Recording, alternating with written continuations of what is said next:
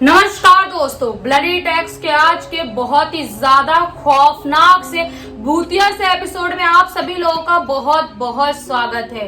दोस्तों, आज का वीडियो देख के आप अंदर तक दहल से जाओगे। आपको ऐसा लगने लगेगा कि क्या हम इस रोड से चल के अपने घर जा रहे हैं या इस रोड पे चल रहे हैं, क्या ये रोड सेफ है हमारे लिए। जी हाँ दोस्तों, आज का वीडियो आप जब देखोगे तो आप सोच में पड़ जाओगे, क्योंकि आज का वीडियो ऐसे ही टॉपिक पे होने वाला है। एक गांव में बीती हुई सच्ची घटना है और एक औरत के साथ बीती हुई बिल्कुल सच्ची घटना है। आप लोगों को पूरा वीडियो देखना है तो बने रहिए अंत तक। दोस्तों, ये वीडियो मुझे विशाल नाम के लड़के ने इंस्टाग्राम पे लेके भेजा था। उसने बताया था कि उसकी मम्मी के एक छोटे से गुजरात के गांव में बीती हुई सच्ची घटना है ये। उसकी मम्मी गुजरात के एक छोटे से गांव में रहती थी और उसकी मम्मी जब बचपन में थी वो टाइम पे बीती हुई सच्ची घटना है ये। एक्चुअली हुआ क्या था, इसकी मम्मी एक छोटे से गांव में रहती थी जहाँ पे लोग खेती वेती में काम करते थे और ऐसा ही एक औरत के साथ हुआ।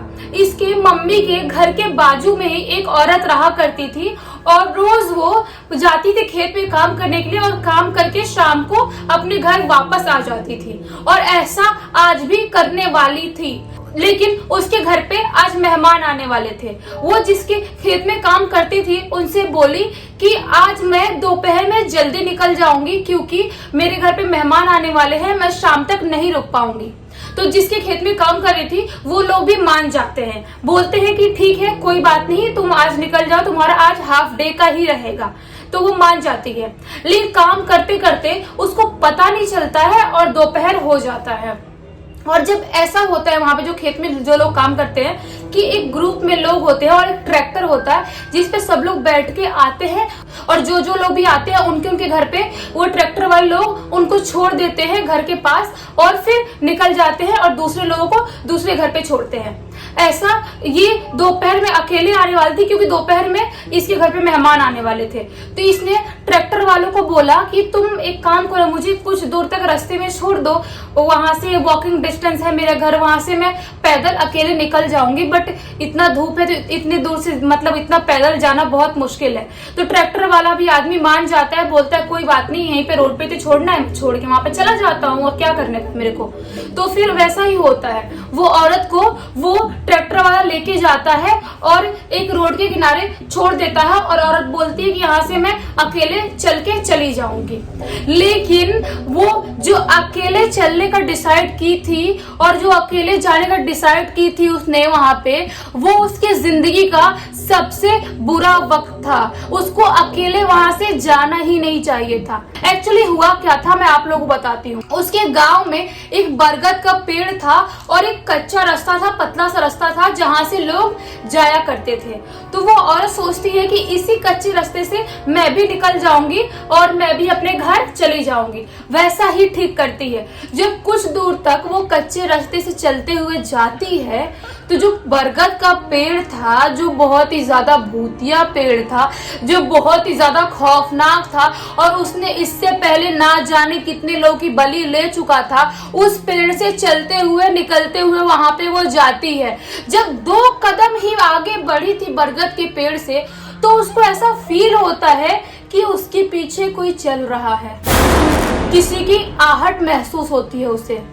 वो समझ नहीं पाती है कि ये किसकी आहट है, ये पीछे मेरे कौन चल रहा है। वो बहुत ज्यादा घबरा जाती है और फटाक से पीछे मुड़ के देखती है, बट उसको कोई भी दिखाई नहीं देता। वो सोचती है मुझे तो अभी फील हो रहा था कि कोई तो मेरे पीछे चल रहा था, तो अभी कोई दिखाई क्यों नहीं दे रहा है मुझे।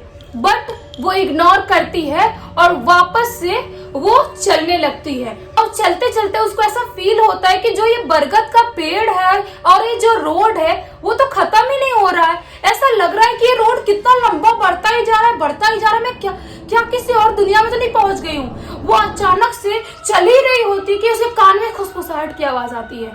ऐसा लगता है कोई कुछ ऐसा धीरे धीरे कोई कुछ बोल रहा है उसके कान में। वो बहुत ज्यादा घबरा जाती है। वो सोचती है कि यार मेरे कान में कैसे कौन बोल रहा है, यहाँ पे तो आसपास कोई भी दिखाई नहीं दे रहा, आखिर क्या हो रहा है मेरे साथ। वो इतनी ज्यादा घबरा जाती है कि जो चलने का रफ्तार था और तेज कर लेती है और बहुत फास्ट कदमों के साथ वो चलने चलने लगती है, जोर जोर के कदमों के साथ चलने लगती है। लेकिन चलते हुए भी उसको ऐसा लगता है कि रोड बहुत ज्यादा लंबा हो गया है, रोड तो खत्म ही नहीं हो रहा है। और जो उसके कान में खुसफुसाहट की आवाज आ रही थी वो अभी भी आ रही थी, लेकिन जो आवाज आ रही थी वो आवाज अब बहुत ही ज्यादा भयानक हो चुकी थी। वो समझ नहीं पा रही थी कि ये आवाज इतनी भयानक कैसे हो गई और कौन है जो मेरे कान के अंदर घुस के ऐसे बात कर रहा है। वो बिल्कुल भी नहीं समझ पाती है। वो चलती ही रहती है, सोचती चल के नहीं होगा, अब तो चलना नहीं है मुझे, अब मुझे भागना है। वो इतनी ज्यादा स्पीड में भागती है, भागते भागते वो कुछ दूर पे जाती है। वहीं पे साइड में ही उसको एक छोटा सा मंदिर दिखाई देता है। वो मंदिर के पास थोड़ी देर के लिए रुक जाती है। उसकी सांस बिल्कुल भर चुकी थी, वो समझ नहीं पा रही थी कि अब तो मैं चल ही नहीं पाऊंगी, मैं बिल्कुल थक चुकी हूँ, अब मैं क्या करूं। और वो टाइम पे दोपहर का 1 बज रहा था। और मैं आप लोगों को बता दूं, जो दोपहर का टाइम होता है, या तो वो दिन का हो या रात का हो, वो बहुत ही ज्यादा खौफनाक होता है। अगर दिन का भी 1 या 2 बज रहा है और रात में भी 1-2 बज रहा है तो वो टाइम समझ लो बहुत ही खौफनाक टाइम होता है। वो सोचती कि 2 मिनट यहाँ पे आराम करती हूँ, उसके बाद मैं फिर निकल जाऊंगी। वो 2 मिनट वहां पे होल्ड करती है, सोचती है यहाँ पे मुझे कोई भी दिखाई नहीं दे रहा है, अब मुझे यहाँ से निकल जाना चाहिए। वो ऐसा ही करती है। वहां से थोड़े दूर पे 2 कदम ही आगे चलती है कि उसको ऐसा लगता है कोई मेरे पीछे से बहुत जोर से आ रहा है। वो समझ नहीं पाती है, इतने फास्ट रॉकेट के रफ्तार से मेरे पीछे कोई कैसे आ रहा है। ऐसे मुड़ के अचानक से देखती है तो उसको ऐसा दिखाई देता है कि कुछ काला सा धुआं दिखाई दे रहा है। और जो काला धुआं दिखाई दे रहा है उसके अंदर एक बहुत ही ज्यादा भयानक शक्ल दिखाई दे रही है। वो इतनी ज्यादा घबरा जाती है कि पूरा पसीना पसीना हो जाती है। वो जो मंजर उसने देखी थी वो बहुत ही ज्यादा भयानक मंजर था। वहां से भागते हुए बिल्कुल स्पीड में आती है और कहीं भी नहीं रुकती है, ना पीछे देखती है ना आगे देखती है। वो भागते भागते अपने घर पे आती है और अपने घर पे आते से ही वहीं पे बेहोश हो जाती है। और बेहोश होने के बाद उसका पति जब उसके ऊपर से पानी वानी छिड़कता है, उसके बाद पूछता है कि क्या हुआ था, तुम इतनी घबराई हुई क्यों आई थी, तुम पसीना पसीना हो गई थी बिल्कुल, ऐसा क्या हो गया, किसने कुछ बोला क्या तुमको बाहर। वो उसके बाद अपने पति को सब कुछ बताती है। और उसको जो फीवर आया था वो टाइम पे इतना ज्यादा फीवर था, 107-8 डिग्री करीब उसको फीवर हो गया था और उसकी बॉडी और तपती जा रही थी। इतना ज्यादा उसको वो बॉडी तप रहा था उसका। उसके पति ने ना आओ देखा ना ताओ, उसको वहां से उठा के एक पास में ही मस्जिद था, मस्जिद के पास लेके गया। वहां पे एक पीर बाबा थे, उनको दिखाया और उन्होंने झाड़ा फूका। उन्होंने बोला कि जो रास्ते से वो आ रही थी वो रास्ते से उसको नहीं आना चाहिए था। जिस रास्ते से आ रही थी एक शैतान के सोने का टाइम था और वो वहीं पे लेटा हुआ रोड पे सो रहा था और उसके ऊपर ये पैर रख के आ गई, जो उसको बर्दाश्त नहीं हुआ। और शायद आप इसको आज लेके मेरे पास नहीं आए होते तो शायद ये आज जिंदा नहीं होती आज के बाद। वो इसको लेके चला जाता, क्योंकि वो शैतान जो था बहुत ही ज्यादा भयानक था। मतलब जिन ही समझ लो, जिन के लेवल का शैतान था और इतना ज्यादा भयानक था कि वो किसी को भी नहीं छोड़ता। अगर उसके चंगुल में एक बार कोई आ गया समझ लो वो गया। ऐसा होता है, जो बरगद के और पीपल के पेड़ होते हैं उसके ऊपर ऐसे भयानक शैतान वास करते हैं और वहां पे रहते हैं। तो मतलब सोचो, एक रोड पे चलने की वजह से, एक पेड़ के नीचे से गुजरने की वजह से उस औरत की ये हालत तक हो गई थी।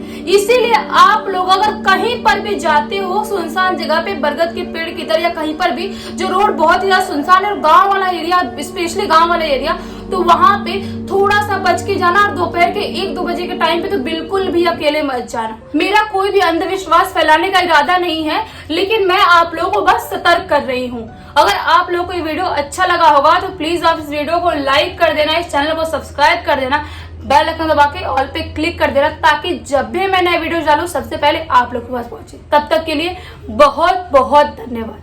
आपका दिन शुभ हो।